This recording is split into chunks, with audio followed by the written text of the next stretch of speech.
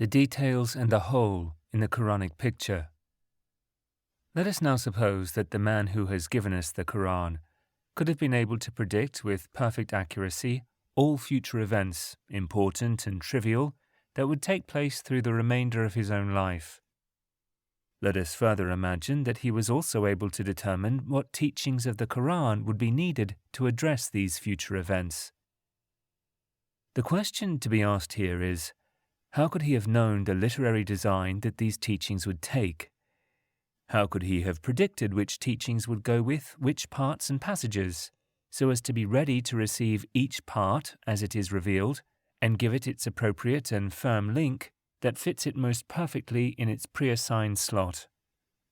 How come that when each passage was revealed, it found itself in its most suitable position, perfectly comfortable with its adjoining parts?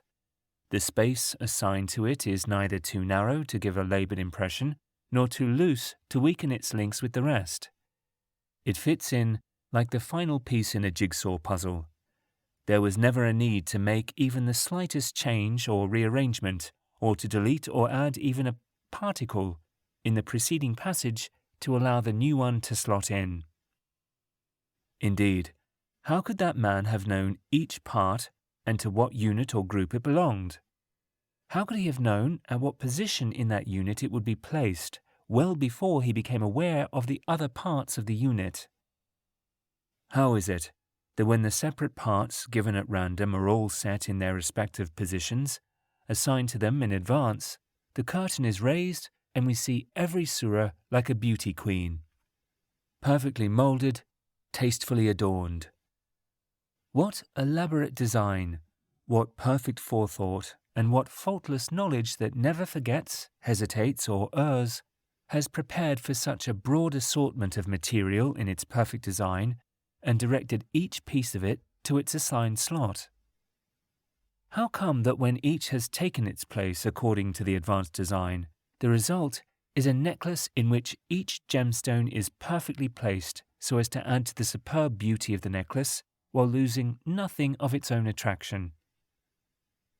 We all know that human knowledge always looks at what it has completed and says, if I were to begin anew, I would have changed this plan for that, or started with this idea instead of that. Such knowledge simply cannot produce a perfect design in advance of the events to which it applies. This, in itself, is irrefutable proof that the Qur'an is made by no human being.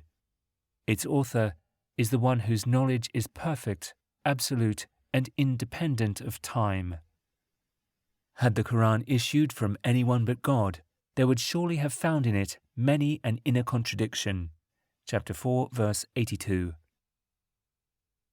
We need now to provide a proof of what we have stated, and give an example of the unity of each surah, despite all factors that should have militated against such unity. We will show how a single surah, revealed in parts over a long period of time, becomes like a chain of ideas, with one ring leading to the next in an easily flowing system in which words, sentences, and verses are inseparably welded. The best example to give is the longest surah in the Qur'an with the broadest variety of meaning and purpose, expressed in the largest number of passages and revealed over the longest period of time. This is the second surah of the Qur'an, comprising 286 verses, constituting, according to the occasions of its revelation, more than 80 passages, revealed over a period of 9 years. It mentions the change of the direction we face in prayer, that is, the Qibla, and the order to fast in the month of Ramadan, and comments on the first military clash in the history of Islam. All these were revealed early in the second year after the Prophet's settlement in Medina. It also contains the last verse ever to be revealed of the Qur'an. Fear the day when you shall all return to God, when every soul shall be repaid in full for what it has earned, and none shall be wronged. Chapter 2, verse 281. It is not our purpose here to point out the verbal and mental linkages that join the parts of this surah.